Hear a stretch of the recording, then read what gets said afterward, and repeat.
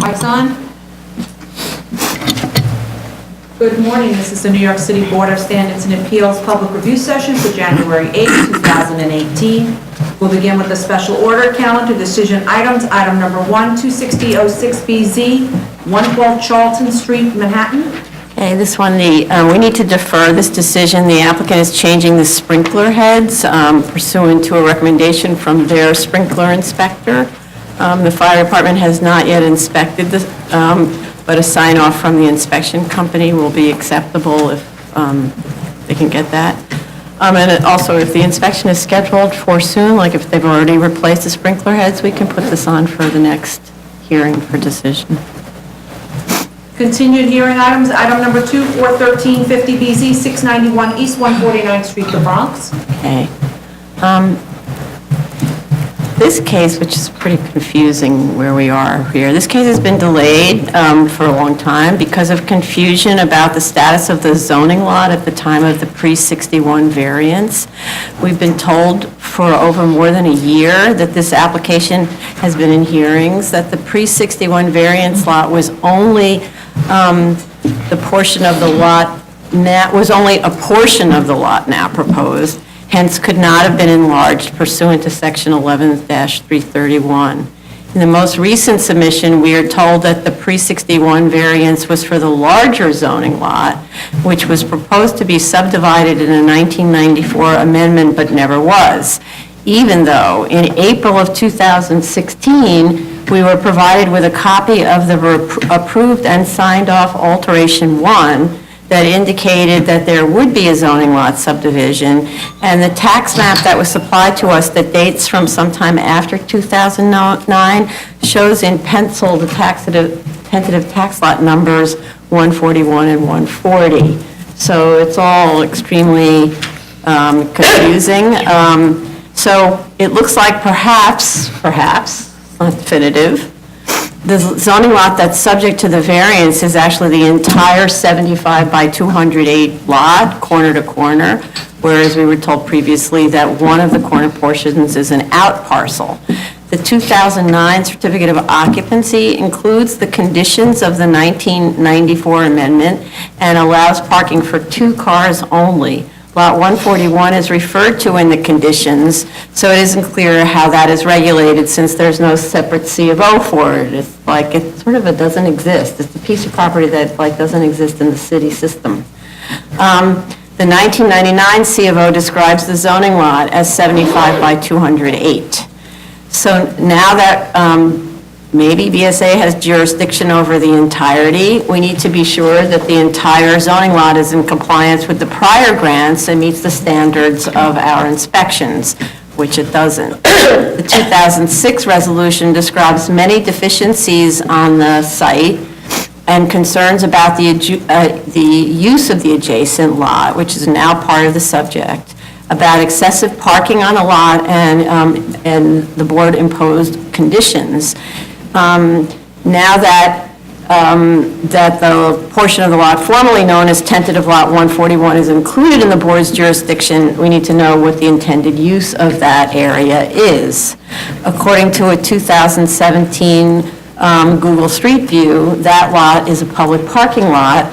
License number, if I could read that correctly from the sign in that view, is 1246251 for Global Express lines for 20 cars, but I didn't find the license being valid on the DCA license in listing unless I couldn't read the numbers correctly, which is possible. And it shows that the parking lot's actually operated by the gas station, so you're supposed to go to the gas station to pay. Public parking lots are permitted in a C2 zoning district, but this one has no C of O for it. The parking lot is overgrown, the fencing is in poor condition, has a disheveled gate and graffiti on the adjoining wall. So here we are again. I feel like we're starting all over again from scratch, and I don't understand why we've been at this case for a year and a half and we didn't know this. A piece of me wants to say, like, let's just dismiss this for failure to prosecute, but then it leaves the gas station without legal use, right? And the parking lot is legal, and I don't understand why the owner won't just subdivide the property and take it off. It's like, it makes no sense. So having chosen not to pursue the subdivision, they're now subjecting a parking lot that's an as-of-right use to the BSA review. And if I were the property owner, I would never do that. But anybody else, other comments? No, I agree with you, and it would be helpful if they could provide a clarity at the hearing in terms of how, because we had asked this question, I clearly remember we had asked about the 141, and this was Yes. brought up at the notice hearing, when the application was submitted during that, so the fact that now it's coming back, it's a little annoying. And not to say the least, that we have been reviewing all along only a section of the site, and if we have to review the rest of it, we need to understand the entirety of the site. Yes. Which, as you mentioned, is not in the best interest of the property owner. But No. if that's what they choose to do, then we need the entire document. Right, and by the way, we've been waiting, this has been going on for a year and a half simply because we've been waiting for the subdivision to be finished. Right. And they had an alteration one approval, so, and they obviously had been assigned tentative numbers by Department of Finance, so there really isn't that much left that they needed to do. I just don't understand. Well, if they do want to keep it all together, then now they have to show that they are doing everything they state in their plans in terms of the landscaping around the parking area, and then they have to talk about the parking lot and the egress and the ingress into the parking lot, and so now it's almost like starting back at, number one, We step never one. focused on that. We didn't see the photos No. or sections or anything, so I think all of those need to be provided. And Right. I think from a business perspective, this is a mistake. You subdivide this lot, you get this parking lot out of there, and it doesn't mean it can't be held in common ownership. It just means, it does need to be a separate zoning lot, though, doesn't it, for us to not have any? Yes. But it's not that big a deal. You merge it in the future if you want to sell the site for a development site. It's got a parking, it's got. Or sell them together, and then the purchaser merges them. I just don't understand what the issue is. And to subdivide the lot is nothing. You've already gotten the alteration type 1, subdivide the zoning lot. You've already got the alteration 1 approved. There's no structures on the lots. You're not increasing the degree of noncompliance. This makes no sense. Okay. You want? Yeah.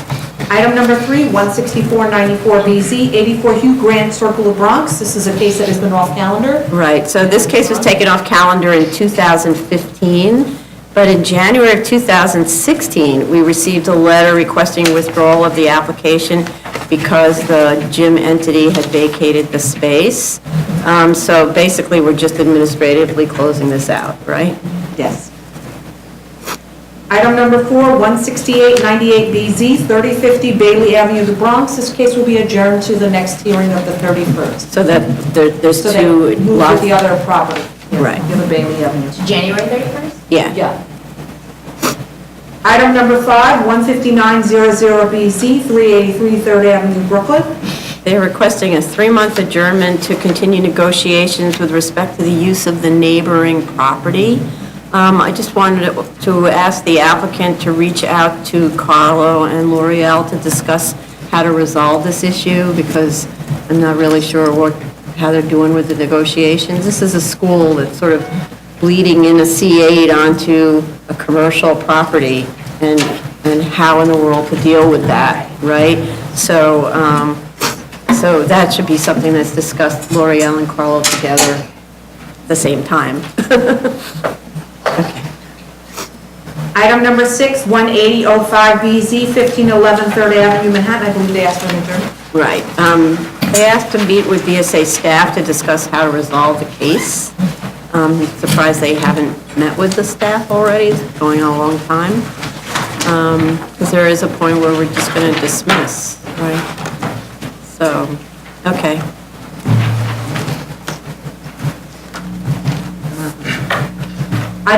New cases, item number 7, 86649BZ, 200-01 47th Avenue, Queens. Okay, we do have proof of service and proof of notice of hearing to officials. Community Board 11 recommended approval. The Auburndale Improvement Association had positive comments about this applicant and asked that the storage container be dimensioned on the plans and that it not be permitted to store toxic, explosive, or corrosive materials, which is a good thing to request, but I'm not sure that that's how it's intended to be used. And then the statement of facts, just some of my questions. The statement of facts states that the plot was enlarged. That made me concerned because this is a pre-61 variance. So when did that happen? 1950 variance. The request is, excuse me, the request is to allow a temporary steel storage container to be left in place permanently. I have this thing about using temporary storage containers for permanent use. You're supposed to build a structure with a foundation, with walls that meets code, et cetera. So I actually, bless you, I don't like the idea of these things used and rotting in the backyard, which is what ends up happening. I don't know how others feel about this subject, especially in this case where it's not even enclosed, so you see it all the time. The request is also to remove the speed bump that was required originally to prevent people from cutting through to avoid the traffic light. And so they're asking to remove that. I don't know anything about whether that's still being used like that or whether there's still a traffic light to avoid. I think the document indicated that the police has done a very good job of regulating it, and that has eliminated this kind of cutting through the site, and therefore that is one of the reasons why they're requesting that the speed bump be removed, because it is also a little bit of it's also a tripping hazard. Yeah, sure, right. And the community did not raise any issues about it, Right. so I would be okay with it. Yeah, it's unusual to see a speed bump in the middle of a Right. gas station. I mean, the fencing and the landscaping looks in good shape from the photos, and the site looks generally clean. The site plan in the PDF is washed out and needs to be resubmitted because you can't see the landscaping. You know that's there, you can see sort of ghosts, but you can't see it. It's a problem always when we get scans. They really need to be PDFs from the original CAD document. And, okay, so it's really the question about the temporary structure and whether instead they can build a small extension on their building, which would actually, in the end, be a better use. They can use it for all kinds of things, not just storage. So, okay. Item number 8, 2206-61BZ, 30 East 39th Street, Manhattan. Okay, we have proof of service and proof of notice of hearing to officials. Community Board 6 recommended approval, provided the maximum 40 pound per square foot live load is maintained, which was a condition of the prior approvals. I find that a very odd provision. What do? Step on a scale and when you're like... I think the elevator is this fully balanced scale. Yeah. I mean, I didn't have any other comments. They seemed, it's an office use. You're not going to exceed that live load anyway. I think the concern maybe was they'd put a printing house in there back in the day, and those printing machines are really heavy. That's all I can think. I don't know. And are we okay with the community board's recommendation? They want the extension only be for 5 years. I think I think that's their actual policy, that they want to see more, they want to see the variances more often, but I think that's quite an Isn't that intrusion for onerous? the owner. These are expensive cases to bring, so I don't think it's necessary, and they've been good citizens all this time. It's different when we have somebody who just doesn't follow any of the rules and the place is a wreck and so on. Okay. Item number 9, 24313BZ, 125 Greenwich Street, Manhattan. I'm recusing on this. Oh, okay.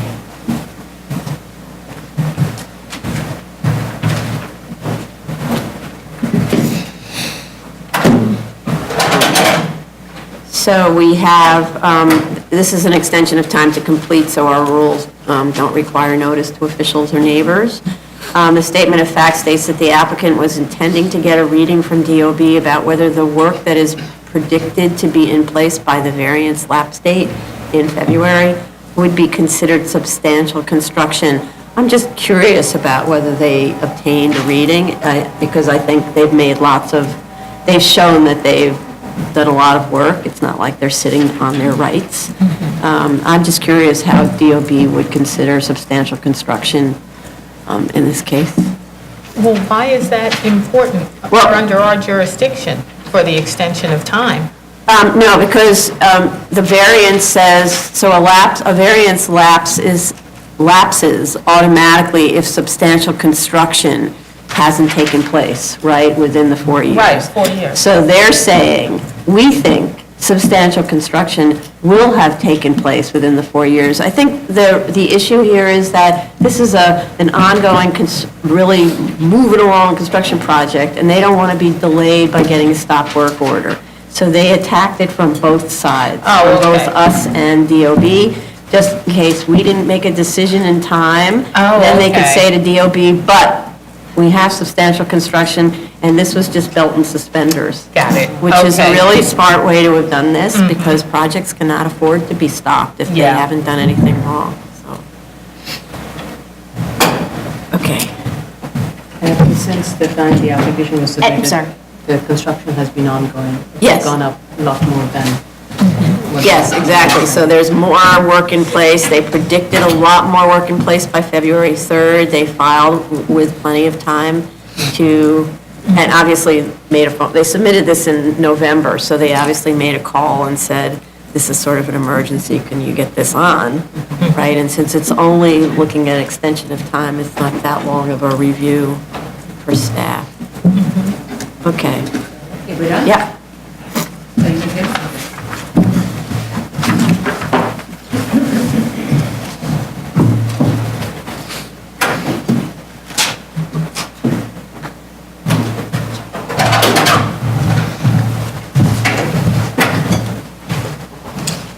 Appeals calendar, item number 10, continued hearing, 2016-1186A through 2016-1207A, Hook Creek Boulevard, Queens. Okay. Okay. We had a problem with the legibility of the site plan last time, and it's still not legible. We also asked, so some of it I can't see whether they responded to. We asked that changes be made to the drawings to show compliance, namely that the lot areas comply with the zoning resolution, which is, they state in the letter, but there's no way for us to know that on the drawings. They should show it on the drawings, that the lot area meets whatever the standard is in the zoning resolution. I think I see street and sidewalk widths. I can see the lines, I just can't see what they say. Clear. I think it's Yeah. I read it somewhere 5 feet, but. Yeah, I don't know. So we wanted to know the street and sidewalk widths. We wanted them to show street lighting and the location of the no parking signs. The notes need also to include DOT, DEP, and fire department requirements. And they need to show all those notes, all that information, both on the site plan we call the BSA set, and on the builder's pavement plan, so there's consistency. We also had discussed widening Hook Creek to at least 30 feet, and there was even a discussion about 35 feet, but the cover letter states the width remains 25 to 30 feet. I don't understand how we're still back at having that conversation, because we said it's too narrow, there's trucks driving there, right? The Do you wanna- plan, yeah, and it was kind of odd, even though the document said that, the plan showed something, again, not legible totally, but I think it was more in the range of 29 feet, something like that. Oh. Which maybe is bringing to 30, but we need that, that was one of my questions, I wanted to clearly understand what was that number. Right. That was listed. But if it is close to that 30 feet, then we just need to be. Well, why can't it be 30 feet? I mean, part of it is, they have to take from their own property and they don't want to. And the lot widths the lots are quite deep. Yes, And I think the width-wise, they meet that minimum width requirement of 18 feet. yes. And if the lots are deep, then they definitely meet the 1,700 square foot requirement. So they Yes. should be able to set the buildings back a little bit more and allow for that widening. Now it would be like barely a foot or so. Right, well, and also they, that's reality. In another project where we said you have to have a complying rear yard, the shape of the houses changed. I'm just wondering how it's going to match up with the sidewalks to the north and the south. It's going to have to then be indented in. Well, one side doesn't match the sidewalks, there's a parking lot on one side. Right, but still this, on the other side of the parking lot, the sidewalk comes out too. So if you had looked, it looked like it was going to continue across that driveway. Right. So what they're going to have to then do is cut in to do that with a sidewalk and then set their sidewalk Right. back. Right, but we've had that on other cases, where there's such an extreme narrow road, where, we just had that, which is the case that's in Staten Island on the wacky one where you have to drive up a curve, 104th Street. Where the width of the road is really narrow, it's like 20 feet, so they increased it for fire department requirements, and there's definitely a change. I'm less concerned, I agree with you, generally we would be, especially if the sidewalk is contiguous. In this case, since it's broken up by this pretty wide driveway at the end of the lot, the continuity of the sidewalk is going to be disrupted by that driveway. So that little bit of the jut out, even if it's like a 1 foot, may not be that significant, or there might be a way to kind of treat that. Well, they're going to have to create a sidewalk that goes in their lot. Otherwise, you're going to make it really difficult for somebody crossing that driveway. If there's no sidewalk on the other side to meet them, because you're setting back 5 So feet, maybe they're crossing the driveway, not knowing exactly where they need to cross to meet up with a sidewalk that's been Yeah. set back 5 feet. So you're going to have to go like that with There's the gonna have to sidewalk, be create a- like a U kind of thing, well, not a U, but a very wide kind of U. I don't think You it would be can't 5 just- foot. I don't think, if it is 29 foot is what they're showing, and it's a setback by 1 foot, I think that, I don't know, I know that parts of it looked like it was 25 feet from, Yeah. from what I could make out with the numbers. That's all I'm just saying, is that we just have to be careful Right. for the pedestrian, that they have a meet-up on the other Yes. side of those driveways. But it can also be like a gradual shift as opposed to a sharp U, right? There's, Yeah, This it kind of could be thing kind of like what Yeah. what is an that thing angle. called? The bottleneck they put Oh, at the yeah, end? yeah. Bump route? Yeah, Yeah. the bump out, that's another way of achieving it. okay. Anyway, but that's really a DOT type thing and traffic engineer type thing. We also asked for meets and bounds of the development site to be shown on the survey. They didn't do that. You have to meets and bounds are the dimensions, not just lines, so they need to mention that on the survey. And the DOT is apparently waiting, has comments, but we haven't received them yet. Is that right, Tony? Yeah, Yeah. about the no parking? Okay. Yeah. And then the DEP letter of 12/29 says they're still waiting for the drainage plan amendment, but the applicant has hired an engineer to handle the drainage plan, but this is something we discussed the last time as potentially being a condition prior to permit. So to stay consistent with where we've been. Okay. Item, may I go on? Yes, yeah. Item number 11, to 2016-4268A, 30 Prince Street, Brooklyn. Just wanted, just go back 1 second on that last one. Oh, That sorry, back to number 10. DEP, yeah, just Brooklyn to, Boulevard. yeah. DEP and DOT need to weigh in on the parking and the curb cuts. That was the issue, that there's so many curb cuts that we're concerned about cars pulling out, and then all the traffic from the trucks, right? That was really why widening seemed to make sense, because then a car can pull into sort of a pull-out lane, and the trucks can bypass, right? Which is another reason for no parking. Okay, sorry. So now we're back to number 11, which is 2016-4268A, 30 Prince Street, Brooklyn. Right. Okay. I know the appellant called us at the kind of last moment asking to adjourn, but we asked them to come in and make their presentation, and DOB will be here to make their presentation. So my comments are obviously about what's been submitted so far. The appellant submitted in November, but doesn't shed more light on the matter. There's no proof that the sign in question existed in its current location and size in June 1968, which is the critical date. BSA Deputy Counsel found a photograph from the 1920s or 30s showing a sign band around the parapet associated with the then building occupant, Thompson and Norris. So at least at that time, the sign was actually an accessory sign, not an advertising sign. So we haven't been provided with proof even about that, about whether the pre-68 signs were advertising. So we're down on several counts there. Nonetheless, the parapet banding and the subject sign are a different size and a different place, so it doesn't qualify for grandfathering under 42-55C1. We already discussed that although there is a 1978 photo of the sign was apparently too large to qualify for grandfathering under section 42-55C2. The applicant argues that in the 1950s, the arterial highway was not in place, so the sign should not be subject to arterial rules. However, this subject sign was apparently not in place in the 1950s.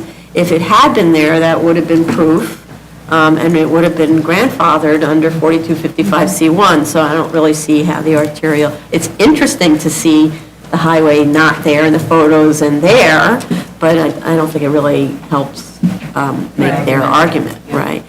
And DOB in their materials explains that the 1980 electric sign permit, which we wanted to understand, isn't adequate to establish the existence of the subject illuminated rooftop sign, since pursuant to a 1979 memorandum, Buildings Department memorandum, it should have been accompanied with an approved BN application. And there's also no evidence that that particular electric sign permit was related to the subject sign. It could have been anywhere on the building. So, anybody else on this one? I agree with you, and then this is a question that was raised earlier at as to whether that sign was really, the pre-50 sign, was it really an advertisement sign or was it an accessory sign? And I'm glad that we have a photograph that seems to indicate it was more like an accessory sign. And the documents that have been submitted has not helped me understand how there was a pre-existing advertisement sign on this, and therefore it should be grandfathered. I agree with what you had said before. Okay. I have nothing additional to add.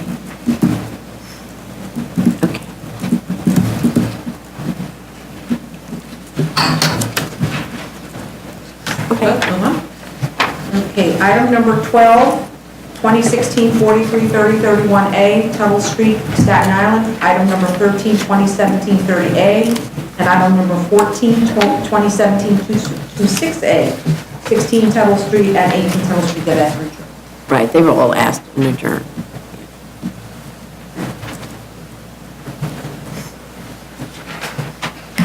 New cases, item number 15, 2016-4348A, 2016-4353A. This is 57th Avenue in Queens. Okay, we have proof of service of initial application to officials and proof of notice of hearing to officials. Community Board 4 recommended approval with 3 opposed on condition of compliance with fire department and DOT requirements, though we didn't know what those were yet, right? DOT states that there is no capital improvement plan for Haspel Street. Fire department issued a letter in September 12th, that states the office has no objection to this proposal with the exception of lot 24.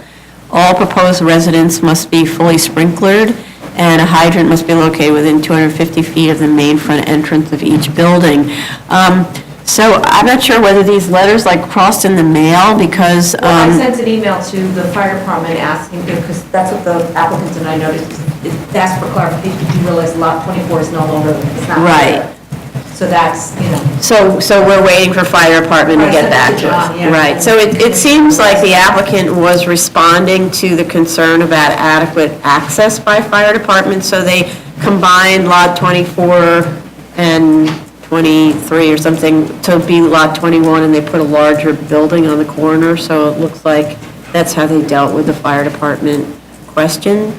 But of course, the fire department still needs to weigh in. I didn't see any notes on the drawings that the buildings are fully sprinklered, or the fire hydrant locations and street trees. They need to be shown on both builder's pavement plan and the BSA plans.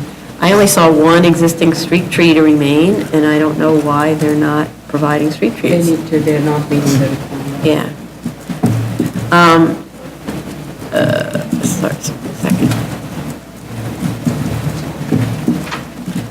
DEP's letter of 9/11/17 states that the applicant didn't comply with its 12317 comments requiring an amended drainage plan. So that's also confusing because on August 28th, the applicant submitted a drainage plan.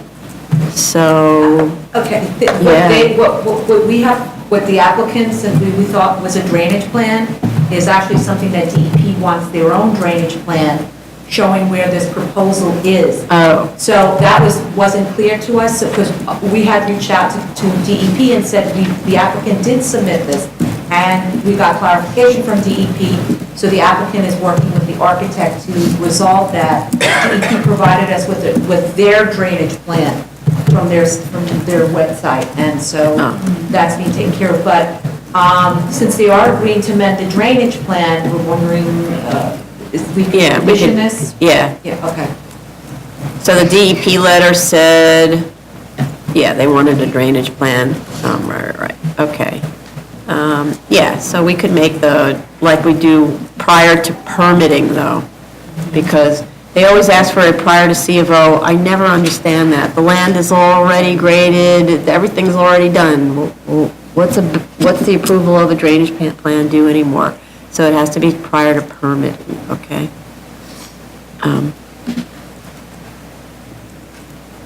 I had a Yeah. couple of questions, and I know it's not relevant to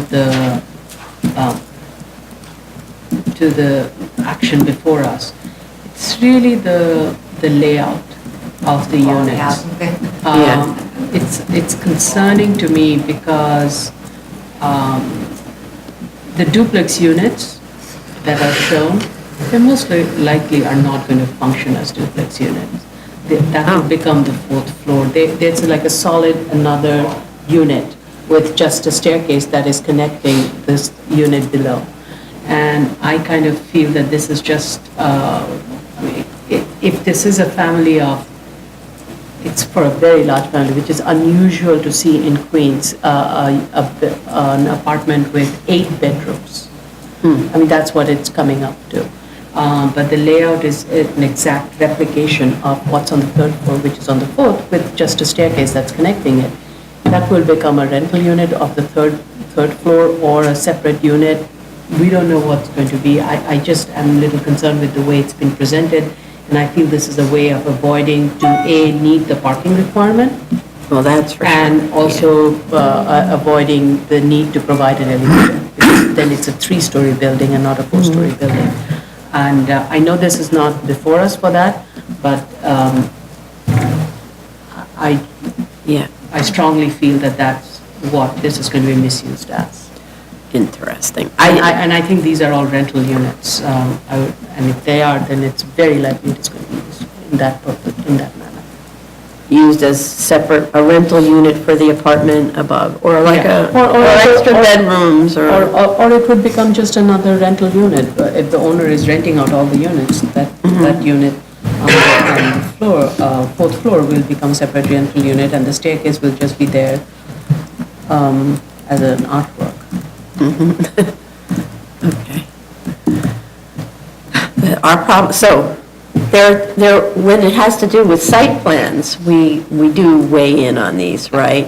So my concern wasn't about the unit layouts, but that these are ways of getting around the parking requirements, because as long as you create small enough lots, now you're under the waiver requirement, but, you know, the zoning allows you to do that, and the zoning allows you to have these small lots. That's why I said that this is Yeah. not in our purview, but I Yeah. just wanted to raise it. Yeah. Okay.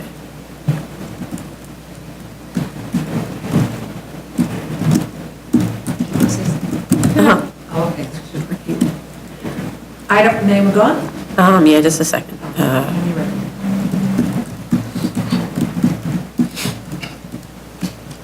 Okay. Okay.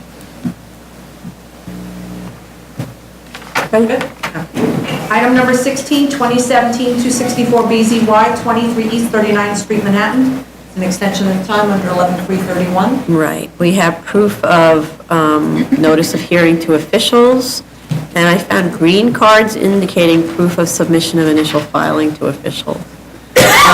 The zoning text change date is August 9/17. Materials state that excavation was completed on August 1st, 17, and that on this 25 by 100 site, foundation work was being done simultaneous with excavation, which I found interesting. I'm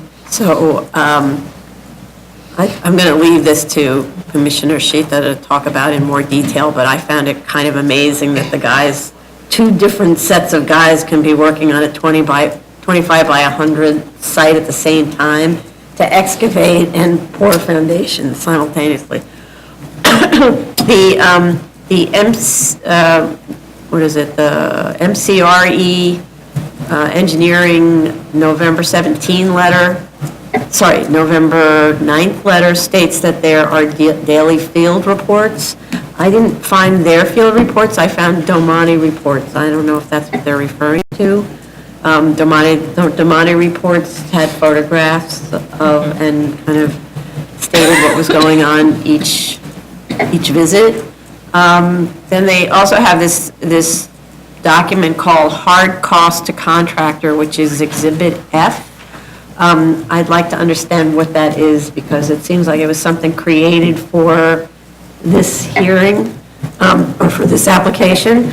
It isn't a typical requisition form, but it does refer to requisition number 9 in the chart, which would have been the last requisition for payment prior to the change in the zoning, and then you would know exactly what work was in place based on that requisition, so they should give us that. Another form they submitted labeled Item 6 Financial Information. It looks like it could be a requisition, but it isn't dated, so I was a little confused about why they submitted those two charts when a requisition for payment is the most direct proof of work in place. So, others? I just had a question about the concrete poured. It said 330 cubic yards were delivered and poured, and that represents 75% of the foundation, but how much in total needs to be poured to reach 100%? Could you repeat that second? Oh, okay, I had a question about the concrete pour. It said that 330 cubic yards were delivered and poured, and that represents 75% of the total. So how much, they just need to say how much in total needs to be poured to reach the 100%. Okay. Okay, so regarding the inspection reports, the daily inspection reports from Mr. Rutledge, I have seen them, they are in the system. They are And under, that's from Domani, they are from Mr. Rutledge, MRC. They are in the October 5th, 2017 submission folder, okay. and the file is called Item 5. It was a huge separate folder. Yeah, it's October which? October That was a 5th. separate folder. It's a separate folder. It's like 300 pages. Yeah, but that's Two what I thought things. was the Domani report. If you scroll down to page, I don't have that stuff now, but anyway, starting page 20. Uh-huh, These are the Mueller Rutledge Okay. reports, foundation inspection reports, okay. and subgrade inspection reports. So I did look at these, and it's good to have them.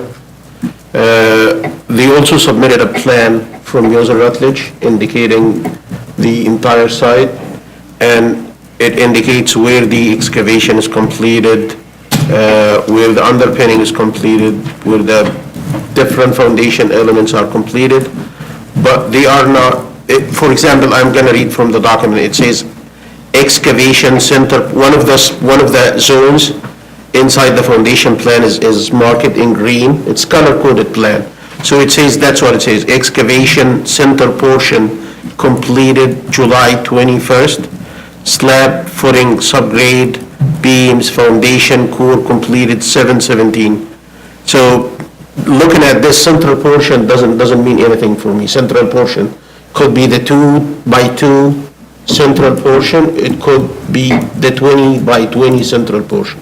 Ah, So okay. what I'm asking for is, we want to get two separate plans from the engineer who inspected that work. The first plan is for the temporary work, excavation and underpinning, indicating, this plan should indicate at each location of each element, what is the percentage of this element completed, and same thing for the footings. Which footing was completed in which again, a color-coded plan, but more specific, and instead of saying just central portion, give me how big is that central portion. Okay. And this plan should be signed and sealed from the engineer who inspected that work, and it should give, at the end, it should give an estimation at the effective date, which is, I believe, August 9th, how much percentage of the total work completed, and that plan should indicate that this work is completed to the satisfaction of the applicable New York City Building Code.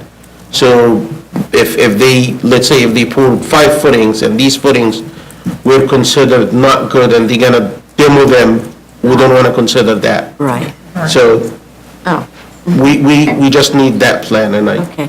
So you said that you need 2 separate plans, one for temporary work and to indicate the percent of the element completed, yes, and another one for the footings? for the foundation, So yeah, can you say it again, say it again? 2 separate plans. Yeah. The first one is for the temporary work, Uh-huh. including excavation support, underpin. The second plan is a foundation plan indicating which footing was completed by the cutoff date, which is August 9th. And both plans together should give an engineering evaluation of how much percentage of the global foundation system was completed on the cutoff date. Okay, And that plan should be, the 2 plans should be signed and sealed. right, okay. And they should indicate, the second plan actually should indicate that the work was completed to the satisfaction of the applicable New York City Building Code. Okay, And you want the dimensions, you said, right? Yeah, the foundation plan is Yeah, already, dimensions, yes, already clarity. dimensioned, yes. Okay. Yeah. okay, great. All right.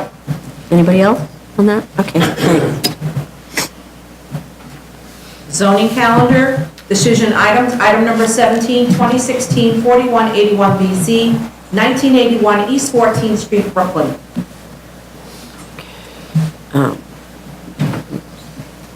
So the plans were submitted, so we're supposed to vote on this, but we were waiting for plans to be submitted that were supposed to show 50% of the exterior walls being retained at the exterior. That's what they said they'd do. They'd go away and show how it meets the 50%. And what I didn't see any difference from what we received last time in the drawings. My calculations, when I calculate the exterior walls to be retained, I get 101 linear feet of exterior walls on all, so first, second, and attic levels out of a total of 336 feet, or 93 foot 7 against 275 feet on the first and second floors. And so, if they were close, if they were at like 48%, and then they needed to get a little bit more from the interior, that'd be one thing, but this is closer to 33% of exterior walls being maintained. And to be consistent, and what we've been imposing on all the applicants is 50% of the exterior walls retained at the exterior. So otherwise, there was an applicant recently where there's walls retained entirely on the interior. So then, essentially no walls retained, right? So, and I think this is doable. It requires just some modification of the design, and we talked about it before, and I don't know why we're not seeing it. So we're going to need to reopen this, unfortunately.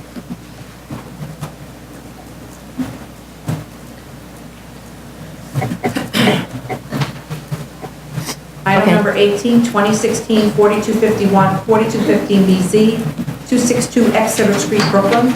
Okay, they just need one little correction on the drawing really, really fast. The plans and sections have a different dimension for that setback at the rear. It says 4 foot and 4'8". So one of them is right. And then the other thing was, there's this mitigation note for showing the porch level to comply with section 6461. That needs to be on the site plan. It's in the sort of list of all the millions of notes, but it should be actually on the drawing. Okay, that they could do right away. Okay. Well, item number 19, 2017 67 BZ, 2714 Avenue R, Brooklyn. Okay. I'm a little bit confused about this. Nothing was submitted at all on this application. At the December 12th hearing, which is why we put this on for right away, the applicant stated that it wanted to go back to the original proposal. So what it had done was, it had a very modest proposal, and then it came in back in December. Did you? Yeah, something was submitted, it just was never sent to submit. Vincent uploaded it today into the house. It was submitted at the end of December. Okay. So, we don't have enough of the applicant pool here to give a lecture about this. That's the last time that we do something like that. From now on, if it's not submitted by the submit date, it's adjourned, right? So, and really, with project managers, they need to pay attention. If nothing is submitted by the submit date, they have to reach out to the applicant and say, what's going on, because you're about to be adjourned, okay? So anyway, so with this, I don't know what was submitted. They were supposed to respond to our comments from the prior hearing, the pre-12/12 hearing, and yeah. So I think we're going to end up having to just adjourn this, because there's no way we can review this fast enough. Okay. Continued hearing items, item number 20, 17413 BZ, 2449 Morris Avenue, the Bronx. This is an off-calendar case, which they have submitted a withdrawal. Right. They said that the applicant's no longer operating a PCE at this address.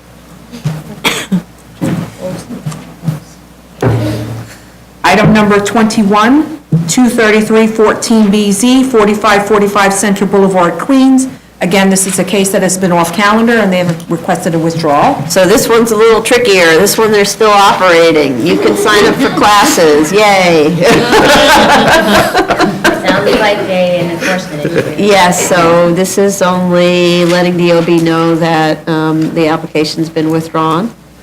I mean, it could be that their lease is almost up, which is what's happened on this next one, where they waited it out long enough, and then they decided to move. Well, Lucio Roberts is selling a lot of their, yeah. Oh, okay. Yeah.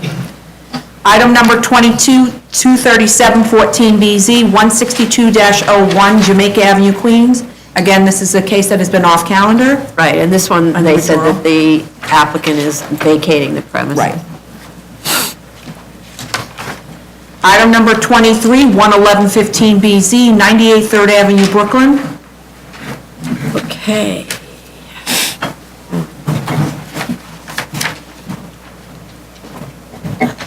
lots of notes.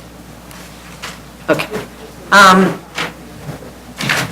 There's a chart in the cover letter that's trying to explain the difference between the required cleanups under the brownfield program between the Amboy Road and the Amsterdam sites, and why they don't apply in this case. I think that chart is not helpful at all because it doesn't seem to understand the nuances that are given in the Sav-Padgett letter, but that's okay because the Sav-Padgett letter is really clear.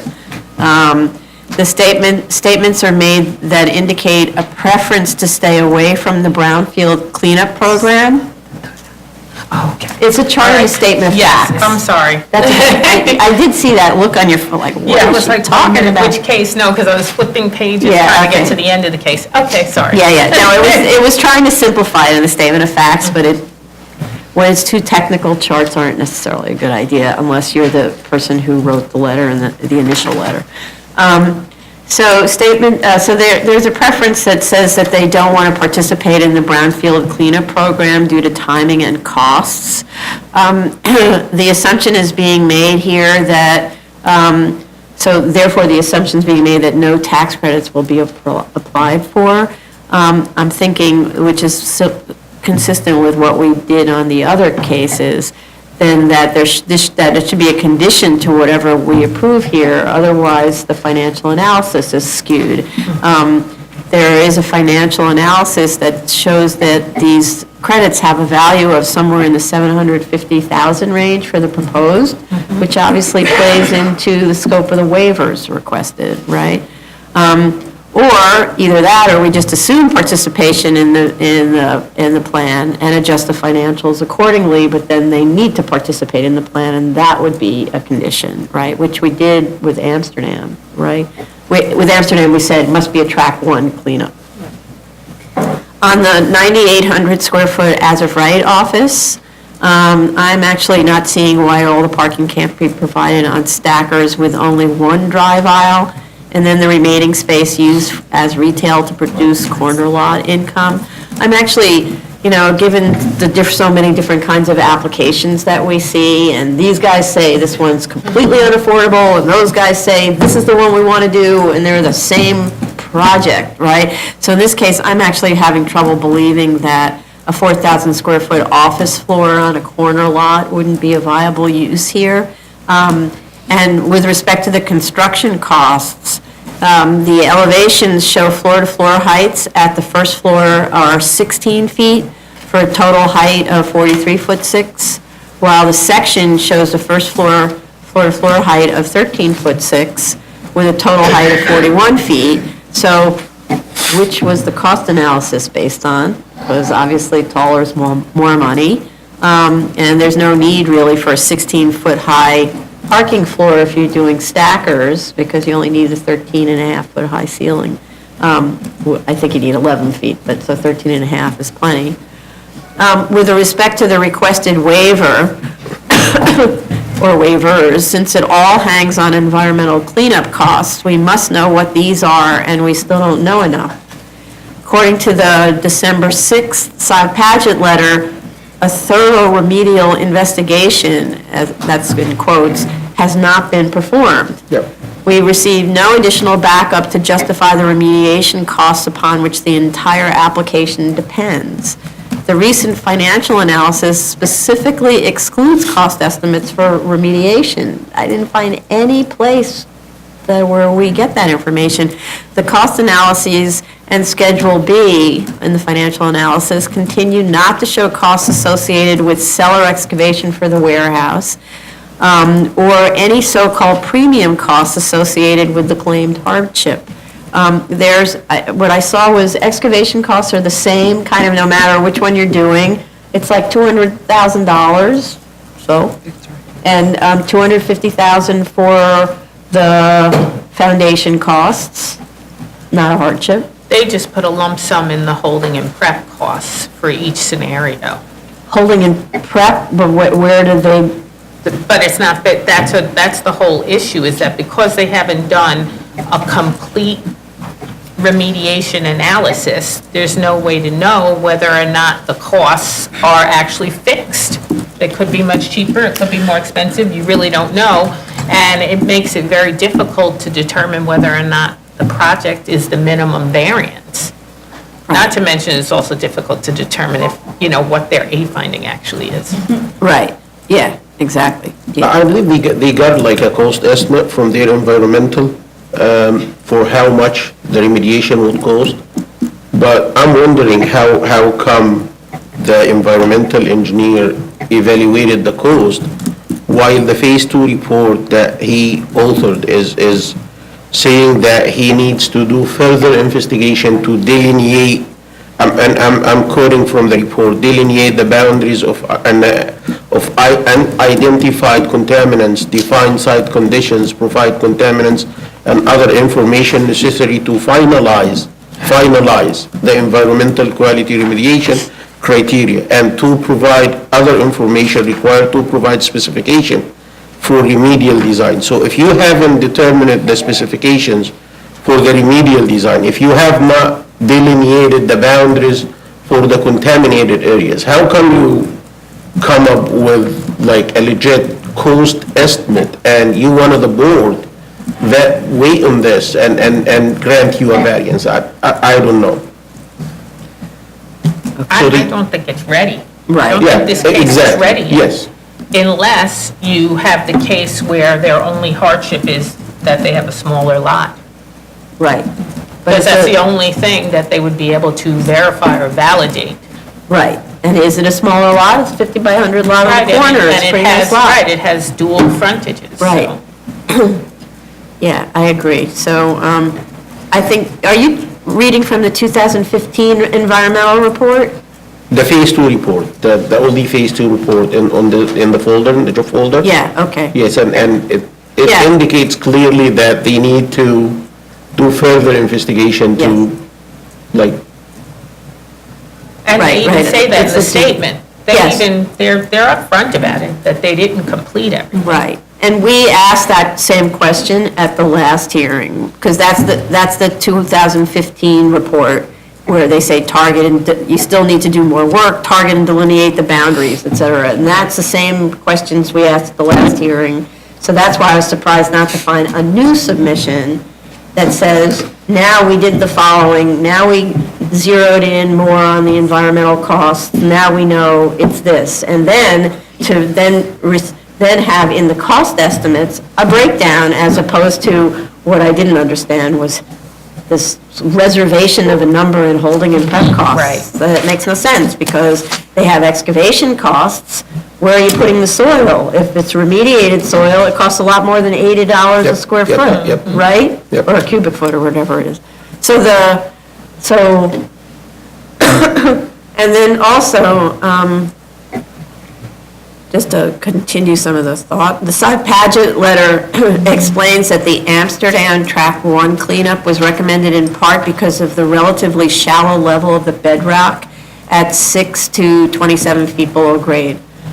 The letter goes on, that same letter goes on to state that in the subject case, no bedrock was found at samples going to 20 feet. So if 27 feet is shallow, how do they know there isn't bedrock at 25 feet? Or 30 feet, like whatever's considered to be shallow, in which case you might have a track 1 situation, because bedrock isn't as deep, unless they have other kind of data to establish that in this area there isn't any bedrock. I mean, I don't know.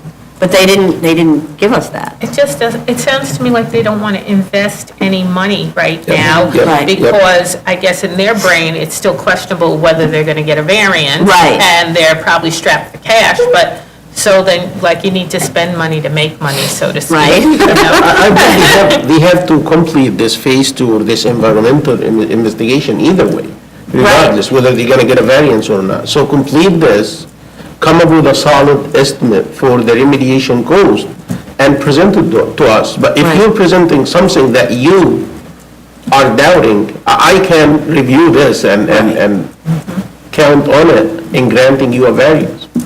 It doesn't make sense. And then, I agree with all this. So we're stuck on the A. Well, we're stuck on the A and the B. And to be. And then I'm even having little trouble with the neighborhood character issue because or the scope of the waivers, right, the minimum variance.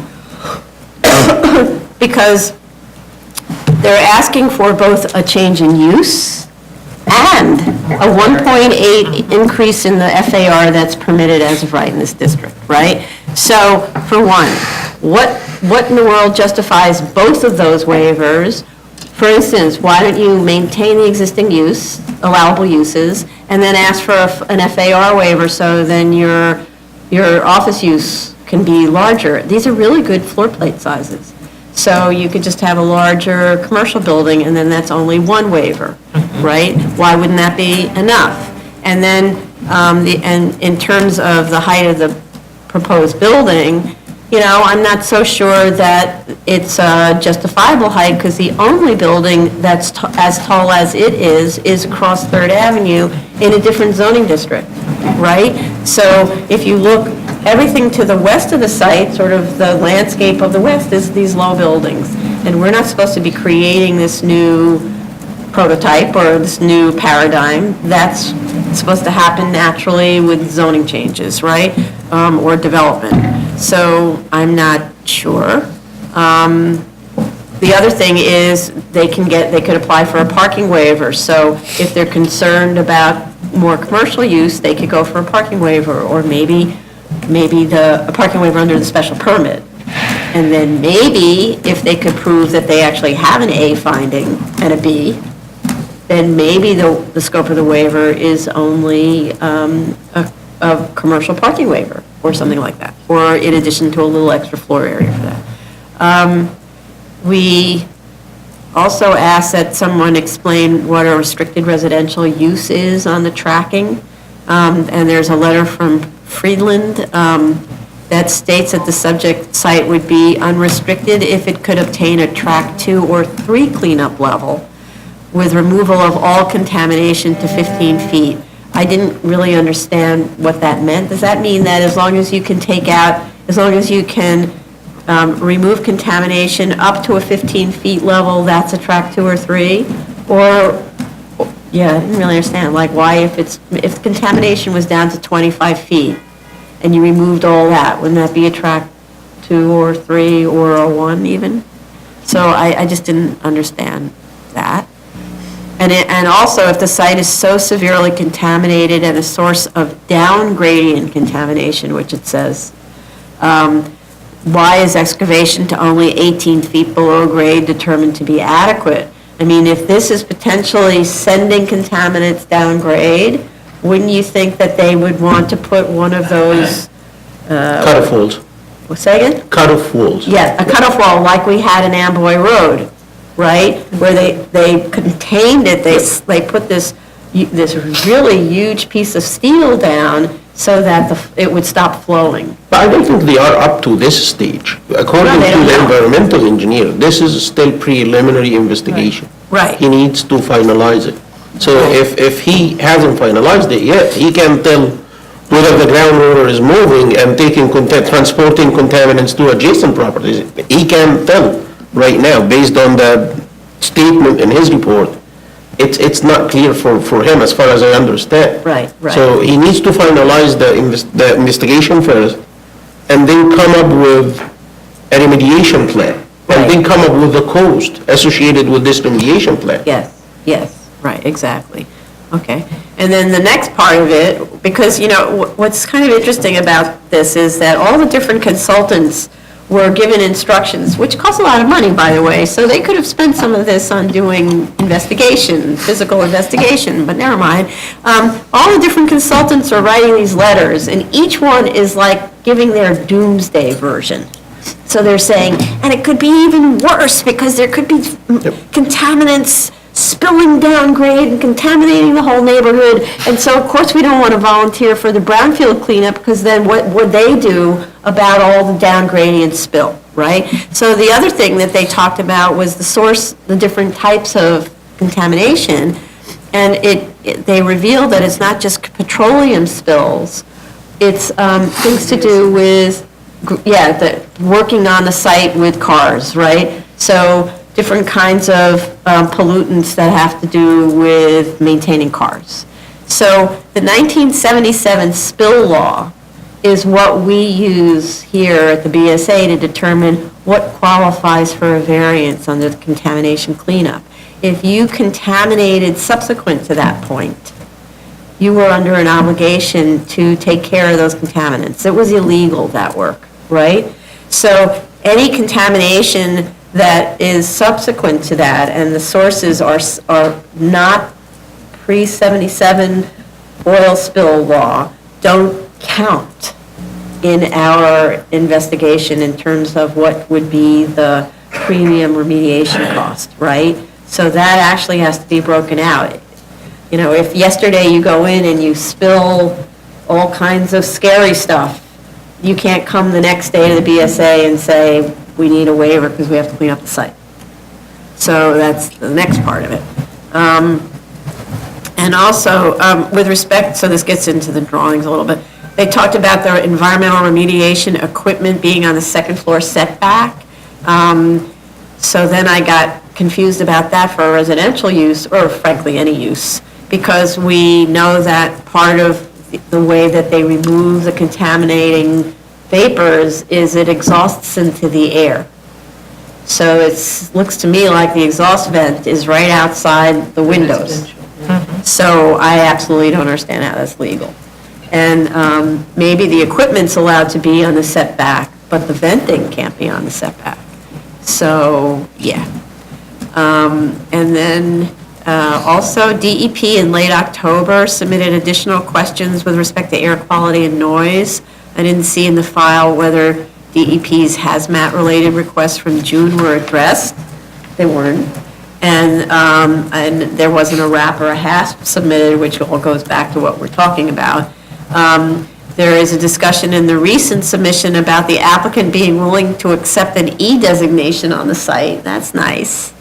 So just go forth and take an E, and that's the, but the entire variance hangs on this whole subject, so no deal on the E. Okay? The cost estimate as well,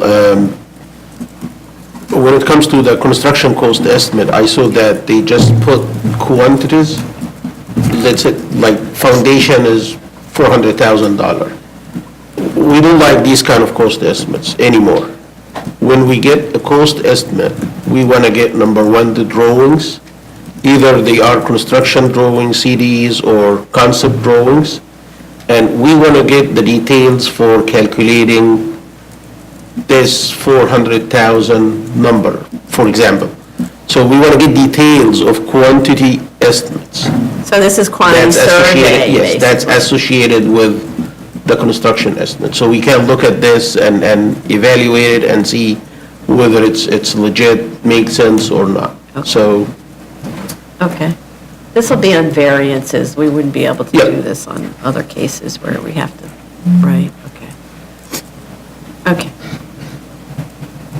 Move on? So I Okay, go ahead. have some financial comments, but I sense that this really is more about A at this point than Yeah. financials. So I'll just be brief.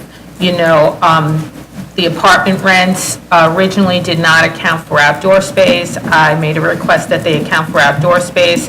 They showed me a new chart that has each apartment and what the rents are, and strangely, and I don't understand why, the total annual income actually is reduced from the previous report that actually didn't account for outdoor space, and there's no explanation in the financials as to why there is a change like that. And if you look at all of the apartments from the previous report to the new report,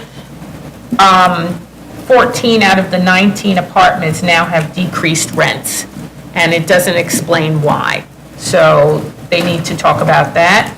They need to check the office and manufacturing rentable square footages with the plans and make sure that they're accurately depicting what they're counting rent for in the financials. And I say that it could cut both ways. Number one, for office and manufacturing, they should be looking at the whole floor plate and not little portions thereof, because office and manufacturing are rented on a gross square footage basis. But also, if you look at the, in the report, the manufacturing is using the gross building area, But that's incorrect because the parking income is this parking taking up part of that gross area, and they're also assuming parking income on top of it. So they may be assuming too much income in that instance. So they really should just verify all of that. Okay. Okay, and then more to follow once we finally have an A. Assuming we have an A. Okay. Item number 20, I'm sorry. I think, I didn't want to say much about the neighborhood character. I did have concerns with the 1 and 2. But in terms of the neighborhood character, just in terms of the bill scale, and I looked at the City Planning Commission report of the Board of Health rezoning, I actually was okay with the building height. I'm not talking about the FAR, I'm talking about the building height. The building height that is being proposed, it is consistent with the R7A mapping that has been mapped along 3rd Avenue on both sides, except for that section that has retained the M notch. The rest of it has an R7A. And the R7 allows for an 80-foot building height, this with a setback at 65, and this building is going to be at 65-foot building height. So I felt this is very much consistent with the build form that is there and what the zoning would allow. We know why the rezoning did not factor in that side of the street because it was still a manufacturing use. But had that been a vacant site, it's very likely city planning would have picked it up and rezoned it. Just as an FYI, the site next to this parking lot is actually a site that is owned by HPD, which is also a manufacturing site. So future is to be determined of that site. Is that the one that's just south Yeah, on 3rd? Okay. yeah. So just something, I was okay with the building height that is being proposed. So I just wanted to put that out there. Okay.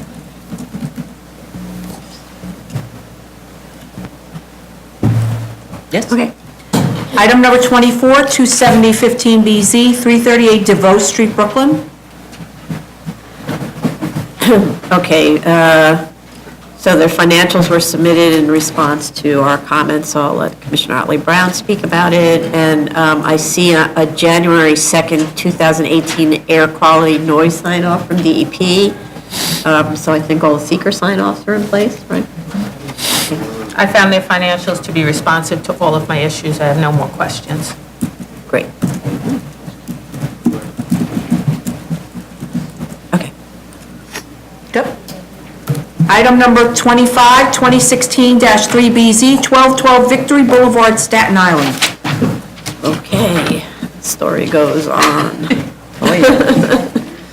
So, just get there. I think the biggest issue that still needs to be resolved is that that has been raised repeatedly by the Borough President's office and discussed at prior hearings, and that's whether the curb cuts that are within 50 feet of the intersection and adjacent to a utility pole will be permitted, and whether the pass-by lane is actually on the city right-of-way.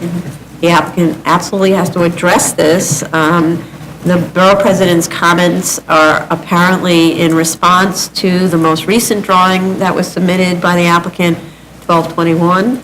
So the comments are up to date, and the Borough President submitted this interesting photograph showing the car standing on the sidewalk.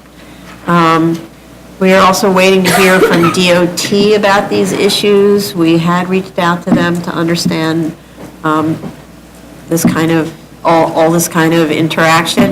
The plans submitted on December 21st don't remove the widening line, nor adjust the site plan and adjacent sidewalks and streets to reflect the actual ownership conditions, which is what we told them to do, so I'm very confused by that submission. As a result, we can't understand the impact on traffic, pedestrians, maneuverability, et cetera, with the new conditions in place. As the Borough President letter indicated, the pass-through lane parallel to Victory Boulevard is indicated on those drawings as being on the public side of the widening line, as is the planting strip that's on Seneca. Yeah. The cover letter describes the pass-through lane as not impeding the existing sidewalk That's true. It's the existing sidewalk, but that's not the future widening sidewalk.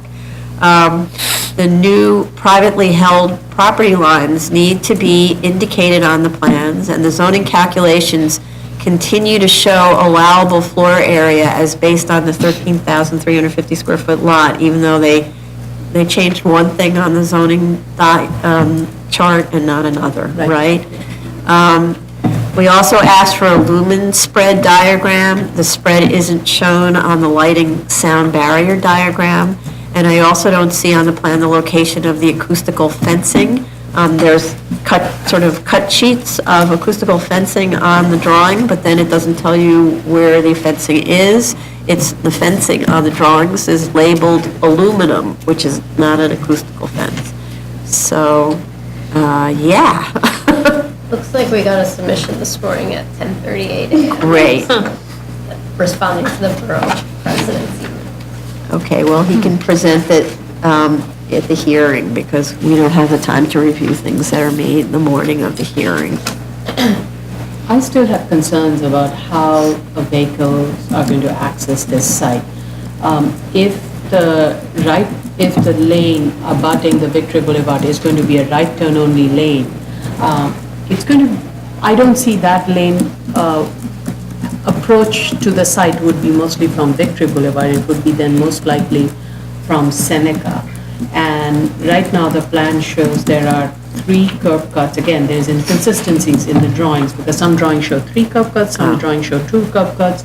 So it seems, taking the worst case, there are 3 curb cuts on Victory Boulevard.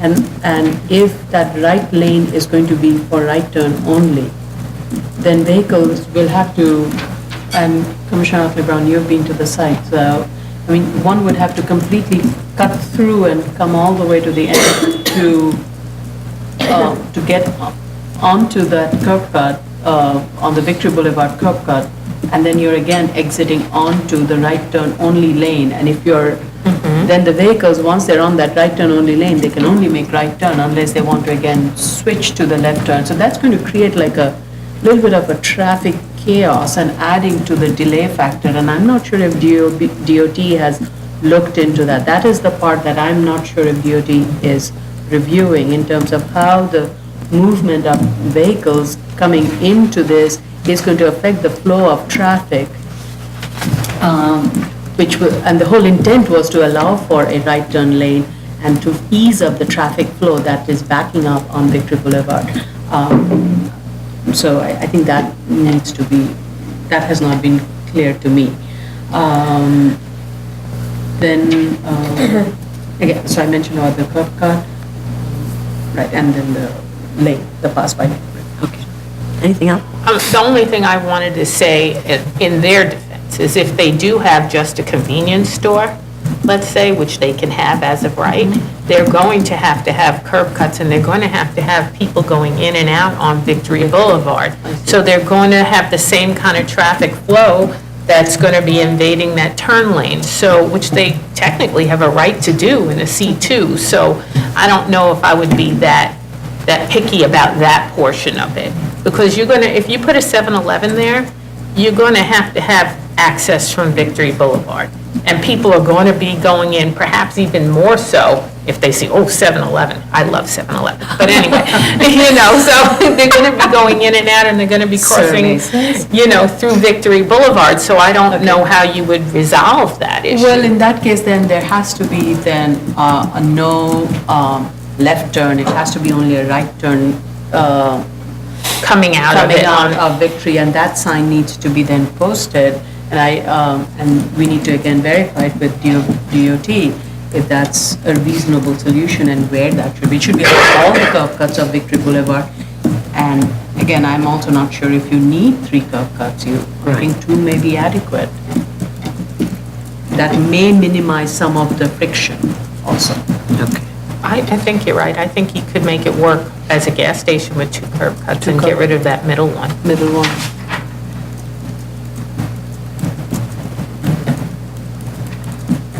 I think we talked about that before also. That the middle one seemed to serve no purpose. You can't Right. actually do anything Right, with you it. can't get to the pump No. at all. The pump's right ahead of you. What are you Right. supposed to do? No, it's, I don't understand. We seem to be making less progress now instead of more. It's weird. Okay. Okay. Item number 26, 2017, 24BZ, 1400 Bay Street, also known as Five Fingerboard Road, Staten Island. Right. Changes were made to the landscape and fencing on the drawings as we requested, and the cover letter indicates that a landscape architect was engaged to specify the planting, which is a good model. Given that the variance expired in 2004, I think we should give the applicant time to install the planting before we vote on this, because we might not see them again for 30 years. The light spread diagram appears to be measuring actual lighting levels, but the point is that they must arrive at 0 lumens at the property line. So shields have to be indicated. Normally with light spread drawings, we show the range of the spread, whereas these are scientifically accurate readings. There's somebody going there with a meter and saying it's 11 lumens over here. But we actually need to know that by the property line, it's going to be 0. So having read that it's 11 lumens only 2 feet from the property line, then there needs to be something that says shield installed to prevent rear spread or something like that. And that should actually be done. So another way of doing it is, now you've identified where all the readings are that are going to flow all over the property line, then you can climb up on that pole, install the shield, and take a new reading to show that it's ending at 0, right? So you don't necessarily, since we want this done, that's probably, since everybody's being very scientific about it, maybe that's the best way to do it. The photos were also provided showing the existing conditions as of December 21. So it looks like the dead cars, the boat, the banners were all removed, the fencing has been improved. The site looks really clean. It's very austere, but it looks clean. It's austere because there's no landscaping. Photo 8 shows the dumpster. I think that photo was taken as the guys are like cleaning up after having done work on the site, so that you're seeing a lot of stuff there that's probably just been displaced. But anyway, it shows the dumpster not inside of its enclosure, and some other equipment and containers in an unenclosed area. And I just don't know if these, what these are and whether they're shown on the plan. The plan shows only, shows the dumpster in that corner and an above-ground fuel oil and above-ground waste oil.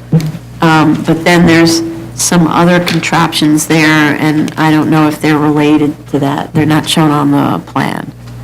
So maybe that's what it is. So just to clarify that, you see there's like this little thing on, there's this little white container on stilts that may be related to the fuel oil. I don't know. So, Then if that's to stay, that should be on the plan. And Yeah. I don't think that's on the plan. no, it's not on the plan. Here's the plan. So the only thing that's maybe shown are those 2 red boxes that may be the fuel and waste oil containers, but that other thing isn't shown. And it's on these little spindly legs. I don't really understand what that is, and it seems like in a place where cars are driving and backing up, that you wouldn't want something that's got a pollutant on little spindly legs, but, yeah. Okay. Anything else? Okay.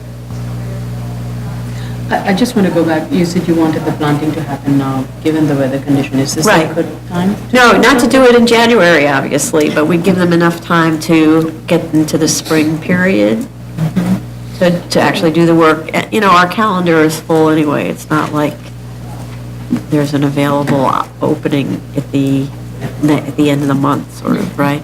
So normally you start your planting in March, right? So, unless there's a heat spell, which we would really like. Okay. Item number 27, 2017, 188BZ, 1727 Ocean Parkway, Brooklyn. Okay, so the project was revised. Now the building steps back from the rear yard to 25 feet at the second floor and 30 feet at the third floor. with a very slight reduction in floor area. And all this is a bit less aggressive than it started off being, so at least we got a little bit of progress.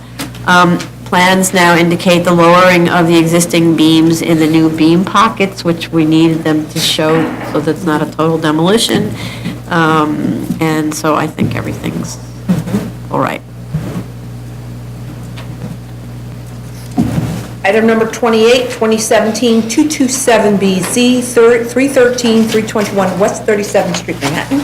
They requested an adjournment. New cases, item number 1, 223-14BZ, 1963 McDonald Avenue, Brooklyn. We have a request for withdrawal. Right, so they requested to withdraw this application, which is quite interesting because it's a legalization of a really illegally built building. So we have notified DOB that they should inspect. The site never received, for some reason, any violations. I think that's in part because the way it's built, you can't see that there's construction in the back, right? So unless there was a neighbor who was objecting to us, their windows being blocked, that nobody would call it out. So, yeah. Pretty nuts. Item number 2, 332-14BZ, 2912 Avenue N, Brooklyn. Okay. We need proof of service of the initial application and proof of notice of hearing. We don't have either. Community board recommended approval, so they did serve it, obviously, but we don't have proof. And we have 2 letters of support, so we must have done all that stuff, but we don't have the proof. This is a proposal to infill around existing lower portions of the house to bring everything up to the 2nd story within the existing envelope. There's no request for a rear yard waiver.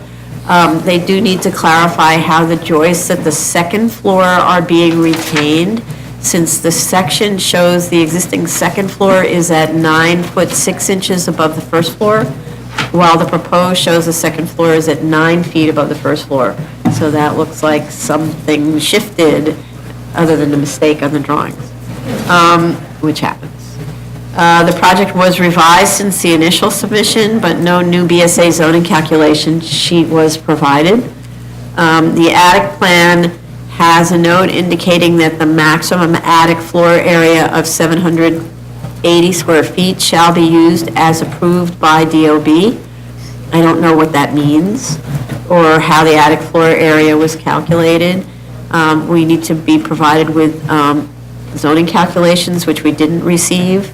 The attic plan shows the ceiling height is a minimum of 7'11", while the section shows it's at 7 feet. 7'11" is that tricky way of not counting as floor area when it's actually going to be used. That's a thing that needs to be changed in the zoning resolution. The proposed building has a finished roof height of 35 feet. We need more to understand whether this is consistent with neighborhood character. The existing house is 32 feet to the roof peak. The section shows the height is created at the attic with an 11-foot ceiling. That could be brought down. I don't know what the 11-foot ceiling is actually doing. And the west elevation shows penetration of the sky exposure plane. They need to explain how that complies. It may be a, what do you call it, dormer, but there's no way of knowing from that section. Anybody else? I just had a question. I don't think we received a FAR analysis of No. the neighborhood. Oh, an FAR analysis? No. Yeah, oh, you mean of the neighborhood? Okay. Okay.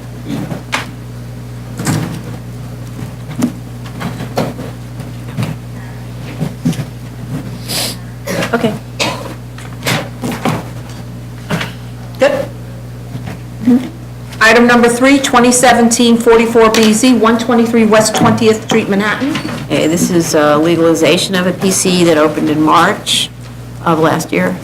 We have proof of service of initial application to officials and proof of notice of hearing to officials and neighbors. Community Board 4 recommended approval on condition that the applicant is responsive to noise complaints if any arise. We have one letter in support, but I believe that's the building owner who, that's nice. We have building owners who are not in support sometimes. The applicant posted notice of the hearing in the building lobby on 12/29, that's really good. We have a DOI sign-off, and the photos show fire alarms and sprinklers installed, and we were provided with fire alarm drawings and sprinkler drawings, and affidavits of their proper installation and operation from the installers, so I think we're good on the fire alarms. Okay. Anybody else? Okay. Okay, this concludes the public review session for January 8th, 2018.